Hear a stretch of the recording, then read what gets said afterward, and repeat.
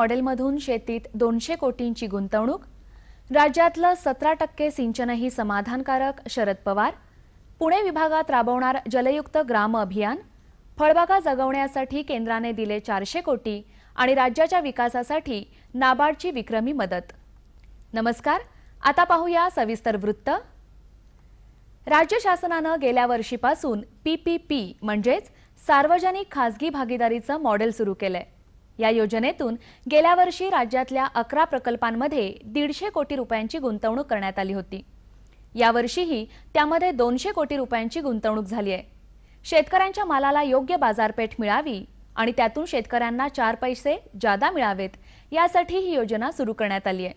शासनाच्या 50% तर कंपनी आणि शेतकरी यांच्या 50% सहभागातून ही सार्वजनिक खासगी भागीदारी योजना सुरू करण्यात आली आहे। त्या माध्यमातून शेतकऱ्यांना शेतीमालाच्या उत्पादनापासून ते निर्यात करण्यापर्यंतच्या सर्व तांत्रिक गोष्टींचं मार्गदर्शन केलं जाणार आहे। राज्यातली पर्जन्यमानाची सरासरी कमी आहे, त्यामुळे सध्या असलेलं 17% सिंचन देखील समाधानकारक आहे। मात्र ते वाढवण्यासाठी अथक प्रयत्नांची गरज आहे, असं मत केंद्रीय कृषी मंत्री शरद पवार यांनी नुकतंच व्यक्त केलं। शेतकऱ्यांना खरीप हंगामासाठी कर्ज पुरवण्यासाठी संपूर्ण व्यवस्था करण्यात येणार आहे। कर्जापासून कोणताही शेतकरी वंचित राहणार नाही याची काळजी घेतली जाईल। राष्ट्रीयकृत बँकांना गावांचं वाटप करून त्यांच्या माध्यमातून देखील नियमानुसार कृषी कर्ज पुरवण्याची व्यवस्था करण्यात येणार असल्याची माहिती पवार यांनी दिली। पुणे विभागात सुमारे 1100 कोटी रुपये खर्च करून जलयुक्त ग्राम अभियान राबवण्यात येणार आहे। भविष्यात पाण्याचं दुर्भिक्ष जाणवू नये म्हणून जलपुनर्भरणासाठी हे अभियान राबवण्यात येणार आहे। पुणे विभागात गेल्या 2 वर्षांपासून पाणी टंचाई आहे। पाण्याची पातळी 2 ते 5 मीटरनं खालावली आहे। भविष्यात पाण्याची टंचाई जाणवू नये यासाठी भूगर्भातल्या पाण्याची पातळी वाढवून पाणी टिकवण्यासाठी विभागातल्या 5 जिल्ह्यांमध्ये हे अभियान राबवण्यात येणार आहे। त्यात नव्याने 6000 बंधारे बांधण्यात येणार आहेत। तसंच जुने बंधारे पुनरुज्जीवित करण्यासाठी बंधाऱ्यांची दुरुस्ती करणं, गाळ काढणं आदी कामं करण्यात येणार आहेत। याशिवाय कंपार्टमेंट बंडिंग, शेततळी, माती बांध, समतल चर, ओढे नाल्यांवर सिमेंट बंधाऱ्यांची साखळी निर्माण करणं आदी कामं करण्यात येणार आहेत। तसंच चारा उपलब्धतेसाठी 80,000 हेक्टरवर चाऱ्याचं उत्पादन घेण्यात येणार आहे। या अभियानासाठीचा 90% निधी केंद्र तर 10% निधी राज्य शासन उपलब्ध करून देणार आहे। राज्यातल्या दुष्काळग्रस्त फळबागांसाठी केंद्र सरकारने पॅकेज जाहीर केलं होतं। त्यातले आपल्या हिश्श्याचे 400 कोटी रुपये केंद्रीय कृषी विभागानं नुकतेच राज्य फलोत्पादन अभियानाला दिले आहेत। या निधीचा वापर फलोत्पादन अभियानांमार्फत वार्षिक कृती आराखडा आणि प्रशासकीय मान्यतेनुसार करावा लागेल। राज्याला मिळालेल्या या निधीपैकी सुमारे 300 कोटी रुपयांचा पहिला हप्ता लवकरच 14 दुष्काळग्रस्त जिल्ह्यांना देण्यात येणार आहे। या जिल्ह्यांमधल्या सुमारे 10,000 गावातल्या 2,10,000 हेक्टर फळबागांना दुष्काळाचा मोठा तडाखा बसलाय। त्या जगवण्यासाठी केंद्र सरकारने जाहीर केलेल्या या पॅकेजचा लाभ मिळणार आहे। राष्ट्रीय कृषी आणि ग्रामीण विकास बँक म्हणजेच नाबार्डने गेल्या आर्थिक वर्षात सुमारे 7,300 कोटी रुपयांचा अर्थपुरवठा केलाय। राज्यातल्या शेती आणि ग्रामीण विकासासाठी हा अर्थपुरवठा करण्यात आला आहे। जिल्हा सहकारी बँका आणि ग्रामीण बँकांना दिलेल्या अर्थपुरवठ्यात 22% तर वाणिज्य बँकांसह या बँकांना दिलेल्या मध्यम आणि दीर्घ मुदतीच्या कर्जात 102% वाढ नोंदवण्यात आली आहे। विदर्भातल्या 6 जिल्ह्यात नाबार्डने नवे व्यावसायिक उपक्रम सुरू केलेत। या 6 जिल्ह्यात गुलाब आणि सिमला मिरचीच्या शेतीसाठी उभारलेल्या 1000 शेडनेट आणि 250 पॉलीहाऊससाठी सुमारे 61 कोटी रुपयांच्या पुनर्वित्त बँकिंग प्लॅनची सुरुवात केली आहे। राज्यातल्या सुमारे 7,500 आदिवासी कुटुंबांच्या विकासासाठी राबवण्यात येणाऱ्या या 8 प्रकल्पांना नाबार्डने सुमारे 26 कोटी रुपयांचं अर्थसहाय्य मंजूर केलंय।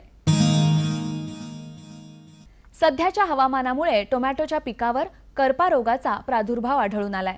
या रोगाच्या नियंत्रणासाठी मॅन्कोझेप 25 ग्रॅम प्रति 10 लिटर पाण्यात मिसळून 10 ते 15 दिवसांच्या अंतराने 4 फवारण्या कराव्यात। तापमानातल्या वाढीमुळे भेंडी या पिकावर हळद्या म्हणजेच पानाच्या शिरा पिवळ्या होणं या विषाणूजन्य रोगाचा प्रादुर्भाव वाढतोय। या रोगाचा प्रसार हा रस शोषणाऱ्या पांढऱ्या माशीपासून होतो। या किडीच्या नियंत्रणासाठी इमिडाक्लोप्रिड 4 मिली किंवा मिथाइल डिमेटॉन 10 मिली प्रति 10 लिटर पाण्यात मिसळून फवारावे। उन्हाळी भात पिकामध्ये पाण्याचं नियोजन योग्य प्रकारे करावं। लोंब्या येण्यापूर्वी 10 दिवस अगोदर आणि लोंब्या आल्यानंतर 10 दिवसापर्यंत शेतातील पाण्याची पातळी 10 सेंटीमीटर पर्यंत ठेवावी।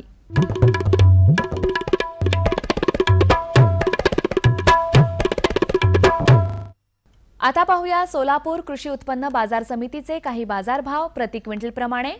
बटाटा कमाल 1100 रुपये किमान 200 रुपये, फ्लॉवर कमाल 1400 रुपये किमान 400 रुपये, गाजर कमाल 1500 रुपये किमान 400 रुपये, काकडी कमाल 1500 रुपये किमान 150 रुपये, कांदा कमाल 1200 रुपये किमान 200 रुपये, कोबी कमाल 600 रुपये किमान 200 रुपये, लसूण कमाल 2800 रुपये किमान 1400 रुपये, टोमॅटो कमाल 1000 रुपये किमान 200 रुपये, वांगी कमाल 1800 रुपये किमान 300 रुपये। कृषी बाजारभाव विषयक अधिक माहितीसाठी www.agmarknet.nic.in किंवा www.msamb.com या संकेतस्थळाला अवश्य भेट द्या।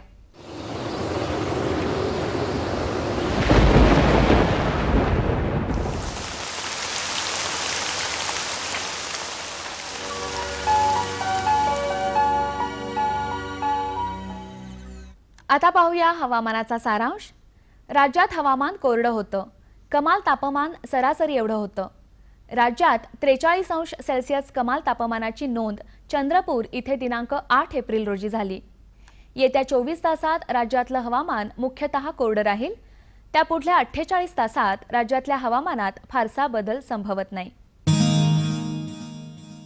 राज्यातल्या काही प्रमुख शहरांचं तापमान अंश सेल्सिअसमध्ये याप्रमाणे: मुंबई कमाल 33°C किमान 22°C, पुणे कमाल 40°C किमान 24°C, नागपूर कमाल 44°C किमान 29°C, नाशिक कमाल 40°C किमान 24°C, औरंगाबाद कमाल 40°C किमान 26°C, कोल्हापूर कमाल 42°C किमान 21°C, सांगली कमाल 41°C किमान 27°C, सातारा कमाल 42°C किमान 22°C आणि सोलापूर कमाल 40°C किमान 29°C राहण्याची शक्यता आहे। हवामान विषयक अधिक माहितीसाठी भारतीय हवामान विभागाच्या www.imd.gov.in या संकेतस्थळाला भेट द्या। या होत्या आजच्या कृषी वार्ता। पुन्हा भेटूया पुढच्या भागामध्ये। तोपर्यंत नमस्कार।